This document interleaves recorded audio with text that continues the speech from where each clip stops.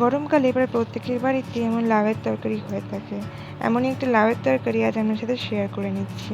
তার জন্য কড়াইয়ে বেশ খানিকটা সর্ষের তেল আমি নিয়ে নিচ্ছি এবং তার মধ্যে গোটা জিরে, একটা তেজপাতা দিয়ে কুচনো কিছুটা আলু আমি নিয়ে নিচ্ছি এবং সেটাকে ভেজে নেব।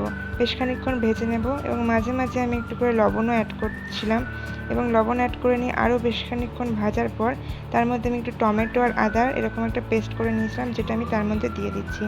আরও বেশ খানিকক্ষণ আমি সেটাকে নেড়ে চেড়ে নেওয়ার পর একে একে আমি লবণ, একটু হলুদ, একটু জিরে গুঁড়ো আর একটু কাশ্মীরি লঙ্কার গুঁড়ো আমি তার মধ্যে অ্যাড করেছি এবং আরও বেশ খানিকক্ষণ আমি সেটাকে কষিয়ে নিচ্ছিলাম। মাঝে মাঝে আমি একটু জল দিয়ে সেটাকে কষিয়ে নিচ্ছিলাম। এরপর আমি কিছুটা চেরা কাঁচা লঙ্কা দিয়েছি, আপনারা আপনার ঝাল অনুযায়ী বুঝে দেবেন।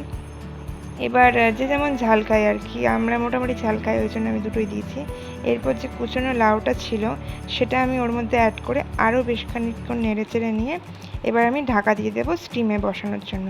লাউয়ের মধ্যে যা জল বেরোয় তাতে লাউটা সুন্দর সেদ্ধ হয়ে যাবে। এরপর আমি একটা পাঁপড় নিয়েছিলাম এবং সেটাকে সেঁকে নিয়েছিলাম। এমন আমি দুটো পাঁপড় নিয়েছি।